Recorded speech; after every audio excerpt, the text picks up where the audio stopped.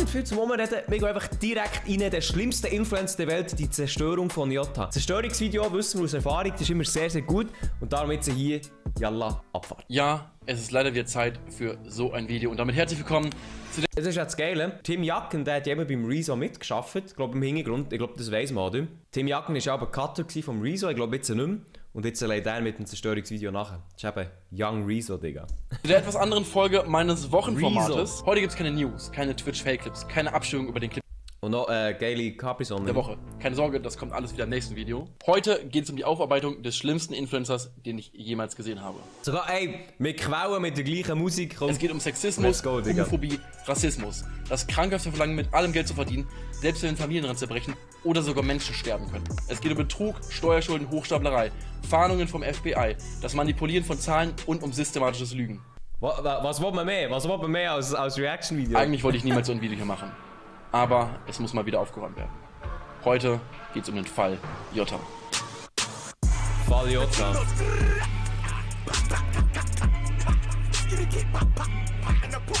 Ich freue mich. Ich habe nichts geschaut, ich keine Ahnung, ich weiß auch nicht, wer der Jota ist eigentlich scheißegal, ich freue mich mehr drauf, was jetzt kommt. Dieses Video hier ist in 5 große Kapitel eingeteilt. Wer ist eigentlich Bastian Jota? Von Fake-Firmen über Betrug bis hin zu Hochstaplerei. Abwertende Aussagen gegenüber Frauen. Und holy shit, sowas habt ihr in eurem Leben noch nicht gesehen. Rassismus und Homophobie, Moral bei Instagram-Placements und Werbung. Also ich habe ja im letzten Video schon gezeigt, wie er sich wahrscheinlich Likes und Follows kauft, um sich halt irgendwie in der Relevanz zu halten. Aber wie dreist er bei Instagram-Werbung lügt, ey, das wäre eigentlich schon wieder ein ganz anderes, eigenes Video wert. Dazu geht es auch um menschengefährdende Profilgeilheit, also wie dieser Mann einfach Menschenleben aufs Spiel setzt, nur um ein bisschen mehr Kohle zu verdienen. Und zum Abschluss natürlich noch das Fazit. By the way, es gibt noch einen Haufen mehr Themen als die ich in diesem Auf PowerPoint-Präsentation angelehnt, Digga. Video hier anspreche.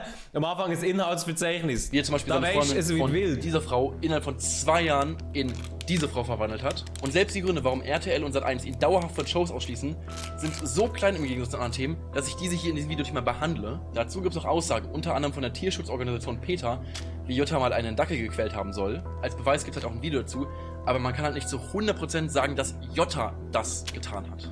Und deswegen möchte und kann ich ihn auch nicht dafür fronten, weil ich halt sauber und faktenbasiert arbeiten möchte. Alles, was ihr in diesem Video hier seht, ist mit Quellen belegt. Wir machen das hier ordentlich. Was aber nicht bedeutet, dass ihr keine kotzreizerregenden Sachen sehen werdet. Los geht's. Also wenn es schon so anfängt, Bro, dann wird echt, dann werden Karrieren nicht zerstört. Ja moin, kennt ihr das? Ich will Capri-Sonne in die Küder tun. Küder absolut leer, Digga. Einfach daneben geschossen. Zuerst zeige ich euch aber, wer dieser Jota überhaupt ist und wie er überhaupt zu Geld kam. Jota, oder mit bürgerlichen Jahren Bastian Gillmeier, ist ein 44-jähriger Typ, der ein Scheinleben als Selfmade-Millionär in den USA. Boah, das sind die schlimmsten, Chat. Das sind die schlimmsten. Kennt ihr die auf Insta, ausser es ist Sparkoyote, Ehrenbruder Sparkoyote, aber kennt ihr die auf Insta eben Trust Yourself, Break Some Rules, Digga, gang hey. USA führt. Er hat 2016 ein Trotzdem aufgebaut und durch sein exzentrisches Verhalten auch dicke Aufmerksamkeit auf sich gezogen, sodass auch TAF über ihn berichtet hat. Dort sind dann unter anderem Clips wie diese entstanden. Die Frage ist, wo geht's hin mit dem Roadtrip? Ich habe schon ein paar Ideen. Ich sag mal, der Debbie, das ja alles mitnotieren soll. Okay, Debbie, Mr. Jota möchte, dass du alles aufschreibst. Ja, ihr habt richtig gesehen. Hey, what the fuck? Er spricht nicht selber mit seinen Angestellten, selbst wenn diese direkt neben ihm sitzen. Neben TAF war er dann auch bei Formaten wie Adam sucht Eva, das Dschungelcamp oder auch zuletzt Promis unter Palmen mit dabei. Die Sender haben sich aber mittlerweile schon komplett von ihm distanziert und von zukünftigen Produktionen ausgeschlossen. Wie er 2016 dann zu... Aber weißt du, man muss auch sagen, dass solche Personen überhaupt in eine Position kommen können, wo sie solche Scheissdreck verbreiten können. Für Sat1, Pro7, wer auch immer, RTL, so Typen sind einfach gefundenes Fressen für Aufrufe, für Klicks, für Viewerzahlen. Ja, die Sender haben Mitverantwortung. Ja, ich finde ehrlich gesagt auch, also ganz ehrlich, dass solche Leute überhaupt aufsteigen können, die ganzen Fernsehsender, die können ja auch etwas dafür, muss man an dieser Stelle sagen. Zu Geld kam, wusste keiner so genau. Aber ich werde es euch zeigen, weil hier beginnt die Betrügerei schon. Jota lernte das Ehepaar Otto kennen und die hatten massig Geld. Auf jeden Fall erzählte Jota ihnen von einem doch so tollen Technik-Startup, was er besäße. Dieses Startup sollte es ermöglichen, dass primär Rentner mit einer Alexa oder Siri-ähnlichen KI die Social-Media-Welt mitbenutzen können. Ich zeige mal ganz kurz, wie damals sein ach so gutes Präsentationsvideo seine künstliche Intelligenz erklärt. There are 5 photos from John on Facebook. Here's the first one. Show me the next one. The fuck? And the next one. Aber sowas reicht natürlich nicht, damit dir jemand 1,6 Millionen Euro Darlehen gibt. Deswegen hat sich Jota einen Fake-Deal mit Vodafone ausgedacht, welcher seinem Unternehmen 139 Millionen US Scorpion Computer Services Concierge Up 139 Millionen Dollar beschert hätte. Dazu gab es noch einige Artikel, aber es gab nie einen Deal. Das hat er sich einfach ausgedacht. Aber das wusste das Ehepaar Otto nicht, die an Jotas Startup glaubten und haben ihm halt ein Darlehen von 1,6 Millionen Euro beschert. Jota hat sich aber, nachdem das Geld in der Firmenkasse war, direkt mal wieder nach LA aufgemacht und lebt seitdem dort als Self-Made Millionär. Von seinem Startup hat man seitdem nichts mehr gehört. Aber das ist nicht das einzige Mal, dass Jota betrügt. Er gibt sich nicht mal Mühe, nicht als Betrüger oder Hochstapler rüberzukommen. Er gibt sogar Anleitungen zum Betrügen. Bei einer Masche von ihm hat er sich als... Okay, also er hat 1,6 Millionen abgezupft und ist mit dem auf L.A. Wieso hat jetzt das Ehepaar nichts dazu gesagt? Oder... Also, hä? Google-Spezialist ausgegeben und hat bei super vielen primär kleinen Unternehmen angerufen, um ihnen das Geld aus der Tasche zu ziehen. Dabei hat er den Unternehmen zuerst Angst gemacht. Glückwunsch, die Kunden finden Sie, aber Ihr Datensatz ist nicht verifiziert. Das erste Fragezeichen, was aufruft, ist, ja, wie verifiziere ich das denn? Das ist ja ganz einfach. Wenn es nicht verifiziert ist, besteht die Gefahr, dass es sehr bald aus der Google Search Engine rausgeschmissen wird. Und dann netterweise angeboten, dass er deren Unternehmen für $150 verifiziert. Natürlich könnt ihr es auch selbst verifizieren. Glaube mir. Im persönlichen Research und auch mein Student in Österreich, wir haben richtig Kohle damit gemacht. Cool. Aber damit hört es noch nicht auf, denn Jota behauptet auch, er hätte so einiges studiert. Er behauptet nämlich, dass er Diplom-Betriebswissenschaftler und Diplom-Sportwissenschaftler wäre und dass er Jura studiert hätte. Und naja, das stimmt nicht so. Geile Auswahl, Bro. Einfach ausgemacht, Digga. Jota, du hast eine Fortbildung an der BSA besucht. Das ist eine Fortbildung. Den Abschluss in Sportwissenschaften kann Herr Jota bei uns nicht gemacht haben, den bieten wir gar nicht an.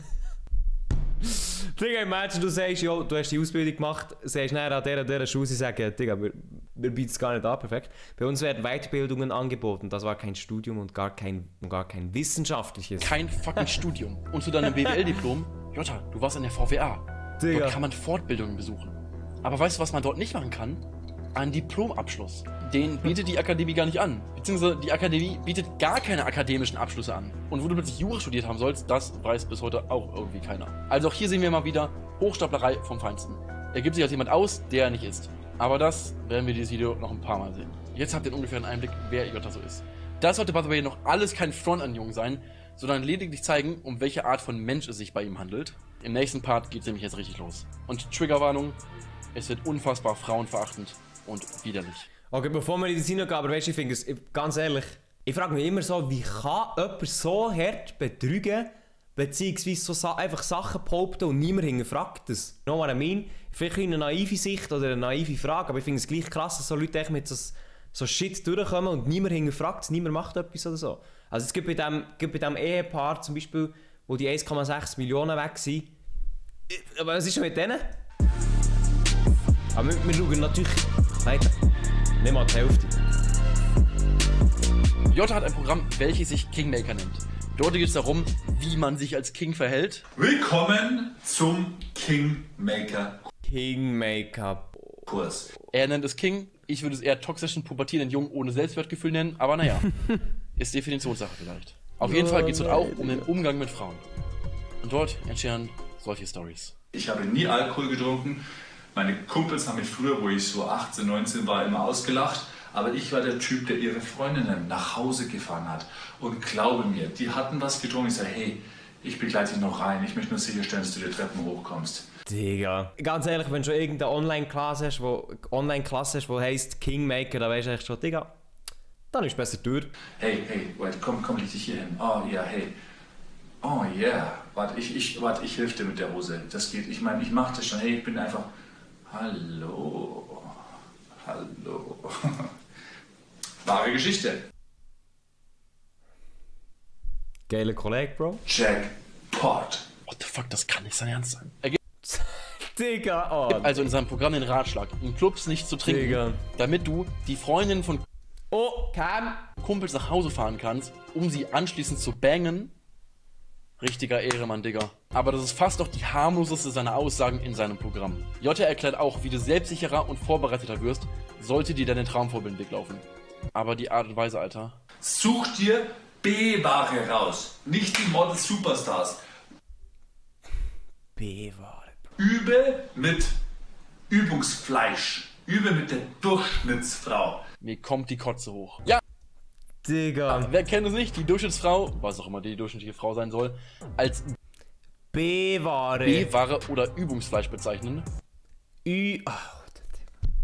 Natürlich. Fang mit der niedrigen Ware an, vergeude die.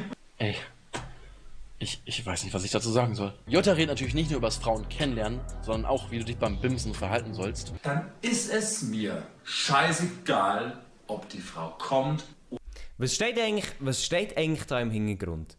Ready for the One, Goal 1.8.2018, Value, sehen wir Jota Empire, okay Bro, ein gefotoshopptes Bild von ihm mit dem Arnold Schwarzenegger. Das Jota Empire killt die mich nicht wieder. kommt, dann ist es ihr Problem. Dann, Mädchen, warst du zu langsam. Dann war ich nicht zu schnell, dann warst du einfach zu langsam. Ey, das habe ich mir mit 15 auch gesagt.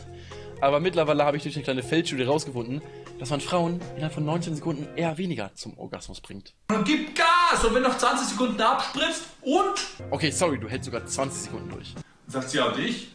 Ja, Mädchen, ist dein Problem, wenn du nicht schneller bist. Ey, ich muss dazu gar nichts mehr sagen. Ja, also Digga, da muss ich auch nichts dazu sagen. So eine Aussage kommt echt von jemandem, der absolut gar keine Ahnung hat. Sag ganz kurz, wie die das sehen. Denn wenn du kommst und sie nicht, hat sie dich gefickt. Danke, Juju, aber haltet eure Kotze einmal bereit. Denn jetzt wird's richtig widerlich. Ich packe euch jetzt hier mit den einen oder anderen Ausschnitt deines Kingmaker-Programms rein. Und ganz ehrlich, ich weiß bei diesen ganzen Sachen nicht, was ich dazu sagen soll. Aber ich finde, eine Frau hat 3 Öffnungen und wir Männer haben das Recht, alle 3 zu benutzen. Digga, was kannst du schon dazu sagen? Ey, das ist wirklich nur frauenverachtend des Todes, Digga. Aber weißt du auch, also wenn man jetzt hinten dran schaut, hier steht ja irgendetwas von Goal, 1.8.2018. Ich kann mir vorstellen, der ganze Kurs, der ist sicher schon länger im Internet oder so verfügbar. Aber der ist ja seit letztem neu in Sendungen drin gewesen und es hat niemand interessiert, niemand gejuckt. Das ist nur eine Vermutung von mir, aber ich finde es krass. Ich habe jetzt nicht das Gefühl, dass das alles einfach neuer Content ist, so, sondern das hat man einfach jetzt mal ausgraben. So. Eine Frau hat 3 Öffnungen und wir Männer haben das Recht, alle 3 zu benutzen.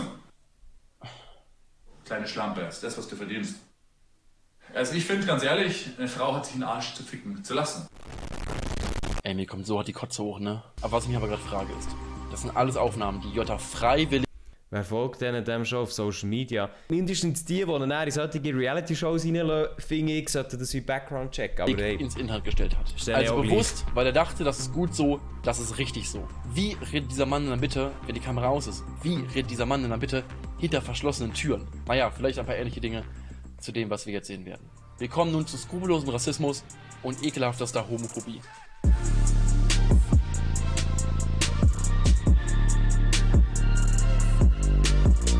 Jota, Regel Nummer 1 vom Showgeschäft eigentlich.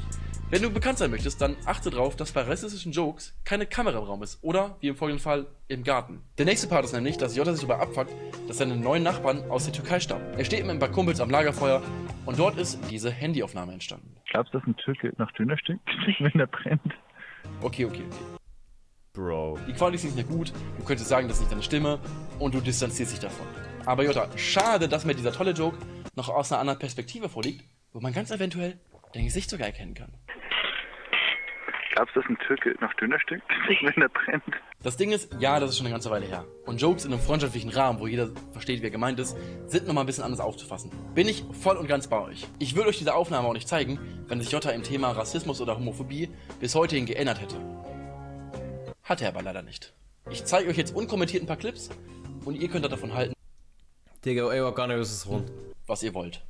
Seid ihr Ich hoffe, es ist auf Twitch easy, wenn man so etwas zeigt, aber... Deutsch oder was? Scheiß Mexicans. Aber schließt doch einfach mal die Grenzen. Was macht die Merkel? Flüchtlinge, kommt rein. Wir haben Platz. Wir müssen ja hier alle korrekt sein. Ja, kommt rein, wir haben noch Platz. Kommt rein, kommt rein, kommt rein, kommt rein. Kommt alle rein, kommt alle rein. Mit ihrer beschissenen Scheißpolitik.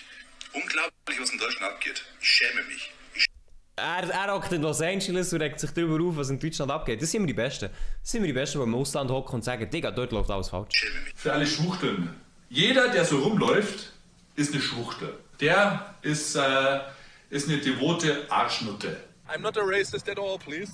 Ja, nice. Ich kann mir absolut nicht vorstellen, wie sich auch nur irgendein Homosexueller oder Ausländer bei diesen Clips offended fühlen könnte. Kann ich mir nicht vorstellen. Aber eine Sache muss ich kurz ansprechen. Ausgerechnet du beschwerst dich darüber, dass zu viele Flüchtlinge nach Deutschland kommen? Bist du nicht selber Wirtschaftsflüchtling? Weil, was ihr nicht wisst, der liebe Jota sollte besser nicht mehr nach Deutschland kommen. Weil Jota hat hier 688.000 Euro Steuerschulden. Was die Finanzämter in Landshut und München ist Bastian Jota 688.000 Euro schuldig. Es ging mit den Steuerschulden sogar so weit, dass das FBI Bro! nach ihm gefahndet hat. Aber sich darüber beschweren, dass Menschen, die ihr Haus, ihre Familie oder teils ihre komplette Heimat verloren haben, ein sicheres Zuhause suchen. Stark. Ich will mich mit dem Thema aber auch gar nicht zu lange aufhalten, weil meiner Meinung nach die ganzen Clips für sich sprechen. So, inhaltlich sind wir jetzt bei der Halbzeit, aber Freunde, ich verspreche euch, es scheppert gleich nochmal anders ordentlich.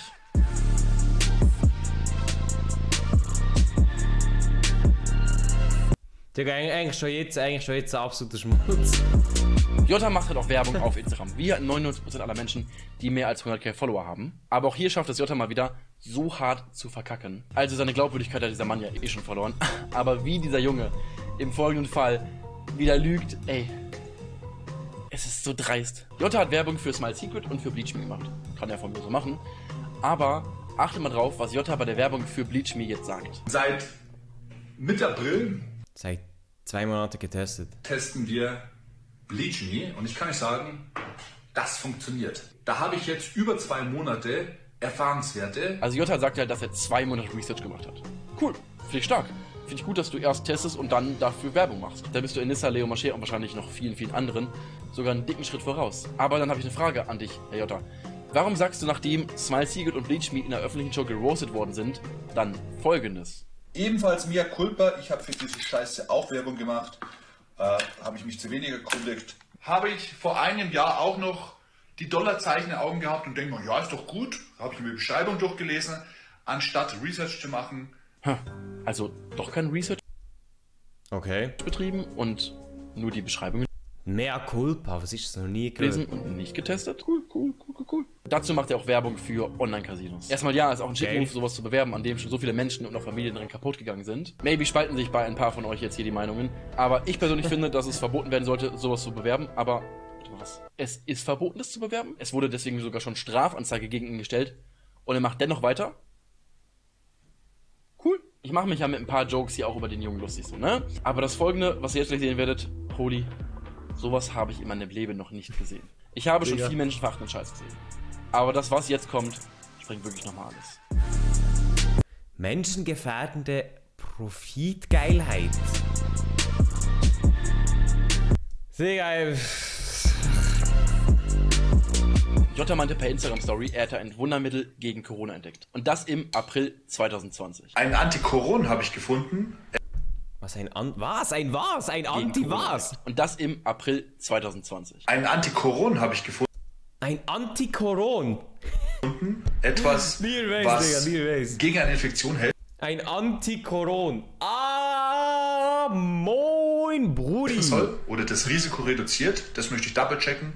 Wenn dem so ist, werde ich das posten. Das ist natürlich absoluter Bullshit, aber wie er den Shit verkaufen möchte, ist ekelhaft hoch 10. And more than 100,000 people have died around the world from COVID-19. While authorities claim fewer than 200 deaths from coronavirus in the whole of Ecuador. Save your life, 9% risk of infection with... Digga, warte, steht hier sogar... Ecuador.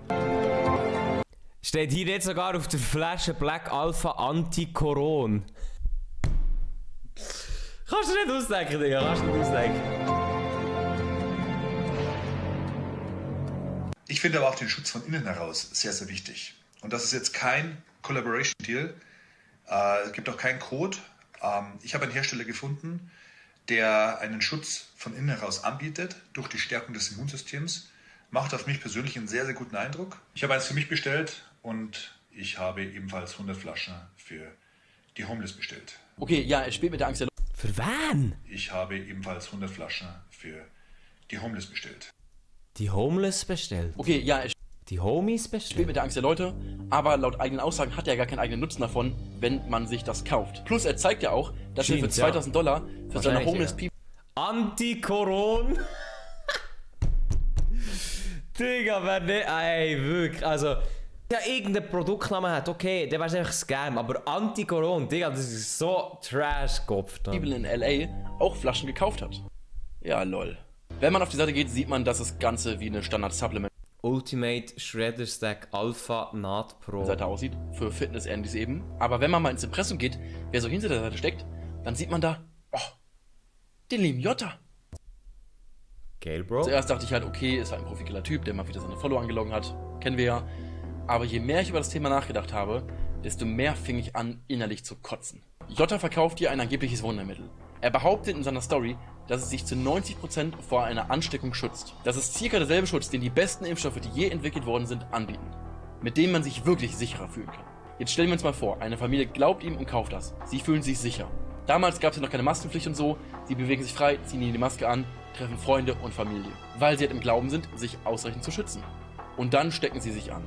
Und vielleicht ist bei der Familie auch eine ältere und schwächere Person mit dabei, die vertraut hat und im Glauben war, sicher zu sein und sich dennoch angesteckt hat. Und maybe hat die ältere Person einen schweren Verlauf und...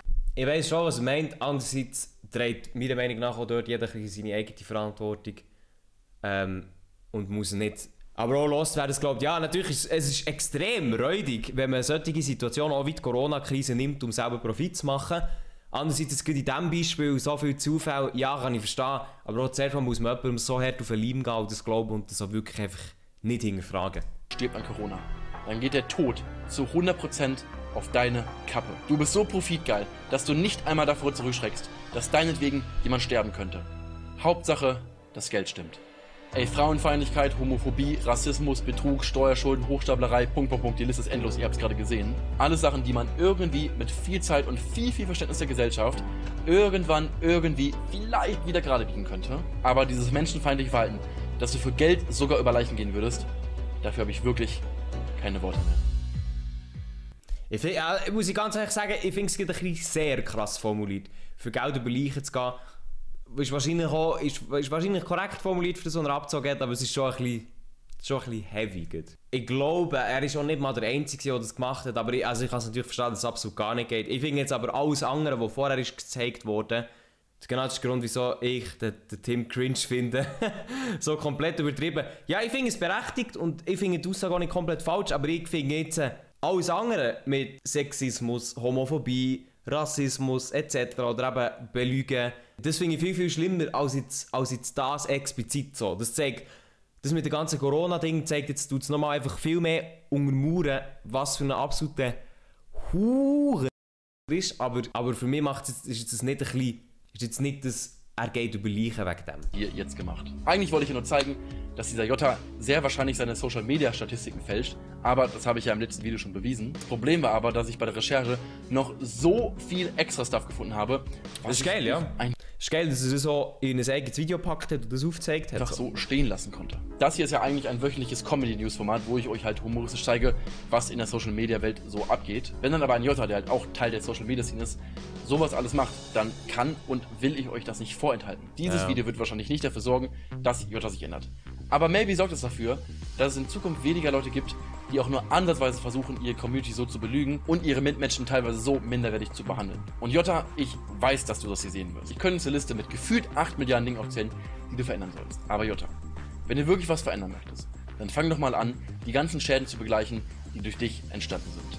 Die Jota steht morgen vor seiner Tür. Ey, also was mir wirklich unklar ist nach diesem Video, ich verstehe nicht, wieso jemand wie Jota, der vom FBI gesucht wird, Steuerschulden hat, einer Familie 1,6 Millionen Euro abzwangt.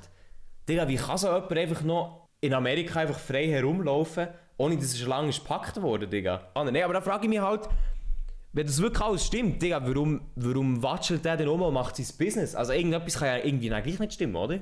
Aber ganz ehrlich, ich glaube wirklich nicht, dass du dich verbessern möchtest. Ich glaube eher nach dem Video hier kommen ganz anders weirde Instagram-Stories bei dir hier über das Thema. Aber Jota, hättest du nicht Bock, mich und tausende andere Menschen eines Besseren zu belehren? Hättest du nicht Bock, dass Leute anfangen, dich zu mögen und nicht nur deine Story gucken, weil sie Fremdscham-pur ist, sondern weil du vielleicht auch mal was Cooles machst? Nur so eine Idee. Und jetzt noch ein Appell an alle Zuschauer. Lasst euch nicht blenden, lasst euch nicht triggern und geht vor allem nicht auf seine Provokation ein. Aber ignoriert ihn auch nicht komplett und weist auf Missstände hin. Und lasst kotzreizerregende Sachen nicht einfach so im Raum stehen. Aber bleibt auch gleichzeitig respektvoll und vor allem nicht beleidigend. Ich weiß, bei so verachtenden Sachen, die man gerade gesehen hat, kann das wirklich schwer sein. Aber wir müssen uns auf so ein Niveau nicht herablassen. Falls ihr nach diesem Video by the way noch Bock habt, mehr über Jota rauszufinden, dann kann ich euch sehr den Instagram-Account JotaHunter3 empfehlen. JotaHunter3. Er hat mir wirklich super viel bei der Recherche geholfen. Fettes Danke by the way an ihn. Seine Arbeit ist wirklich insane. Schaut da gerne vorbei.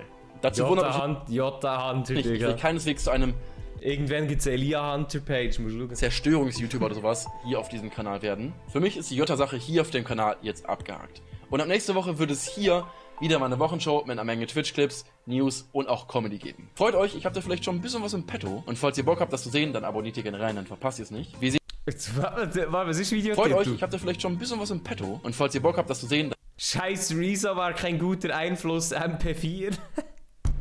Dann abonniert ihr gerne rein, dann verpasst ihr es nicht. Wir sehen uns hier dann Sonntag in einer Woche wieder oder in der Zwischenzeit auf meinem Instagram-Kanal oder so. Peace. Ich bin raus. Geil. Ja, ey, also es ist wirklich, ich finde es ist ein cooles Video, ich finde es wirklich sehr wichtig, dass man solche Missstände aufzeigt. Aber ich muss ganz ehrlich sagen, es ist ein bisschen, zum Teil ist es ein bisschen extrem formuliert. Also gut der Schluss, für Profit über Leichen gehen, ja, okay. Aber ich habe alles andere habe ich vorher viel schlimmer gefunden. Also nein, ohne Gänsefüßchen ist es viel schlimmer gefunden. Und was ich nicht verstehe ist, wie kann so jemand einfach frei herumlaufen, immer noch, und sein Business durchziehen, obwohl schon das FBI nach ihm sucht.